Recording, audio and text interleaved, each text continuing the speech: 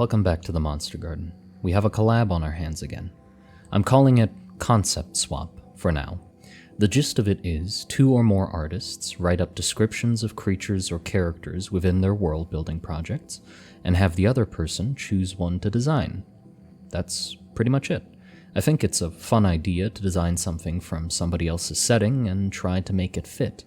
Also, on the other hand, it's also nice to see other people's interpretation of your own world. Of course, to make it clear, you aren't obligated to use the other artist's concept in your world. It's just a fun drawing exercise. Now, for this first time, the artist I'm swapping concepts with is Power Fantasy, who has his own wonderfully detailed and grounded world-building project. If you like well-thought-out armor designs, I'll be putting a link in the description to his channel and, of course, also his side of this collab where he designed something for my setting. We gave each other 3 prompts to choose from, and out of the ones he gave me, I chose this one, which basically is a small, cute, hand-sized monkey creature with interesting facial colorations.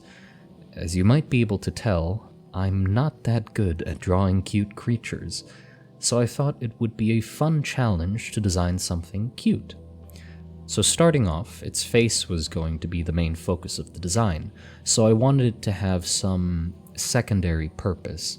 I knew it would probably use the bright colors to attract mates, but on top of that, I had an idea to give them big old ears, so I had more surface area to add color to, but also they could use them to pick up the sounds of the jungle far better. You can tell I was struggling with making them cute. These first ones gave some strong Furby vibes, which was really hard to get rid of. Then, as I continued, I stumbled upon this shape of the drooping earlobes, and I liked it a lot, so I went with that. And I also liked these little nibs on the edges of the mouth.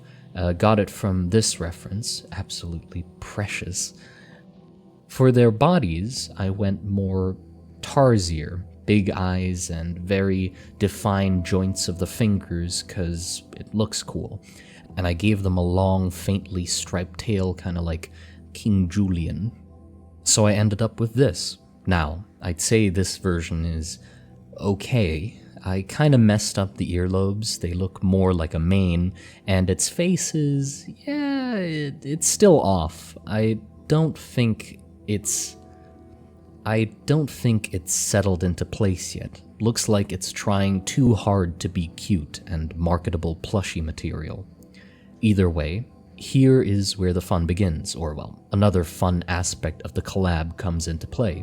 Because I thought it'd be a good idea to make it feel more like a collab and less like 2 artists just huddled in their own corners until their drawings are finished, so instead we had a meeting halfway through the designing process to get each other's opinions and hopefully some pointers on where to take the drawing next.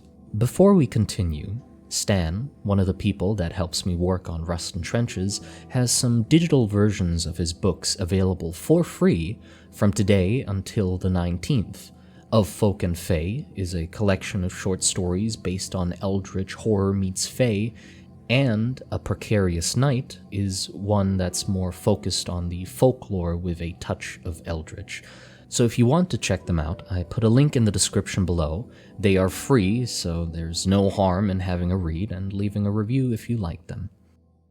The forest or the jungle, you just hear like these chirpings and stuff, and camouflaged monkeys on trees, and suddenly you see like these bright flashes of their faces like turning around to do a quick chirp and then putting their head against the tree again. Yeah.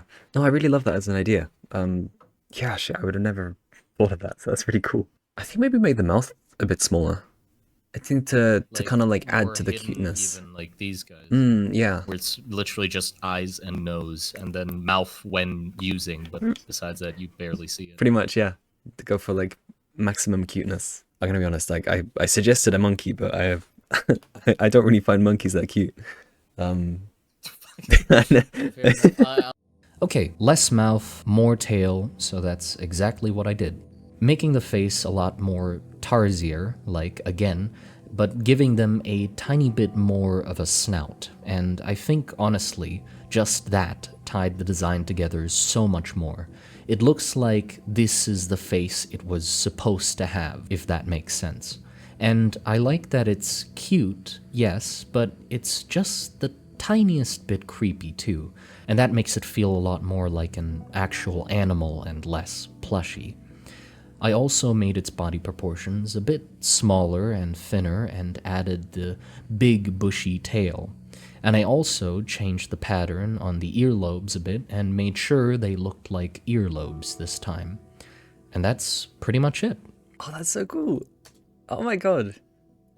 The the Oh, straw hat is really cool as well. I made them a bit bigger than I first intended. They're hand sized, but they're a little more than hand sized at this point, just because I thought, well, their general proportions, but also just how much space they take up when climbing over somebody felt off with them being any smaller than this. Right, It yeah. just felt like they looked more like little, like rats, No, this is so they had to be excellent. a little bigger. Yeah, that's like perfect Yeah. size.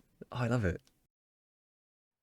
I imagine them hugging the branches of trees, their fur blending them into the bark, when suddenly their head swivels outwards briefly like an owl, flashing their vibrant colors as they send out a high-pitched chirp that echoes throughout the forest.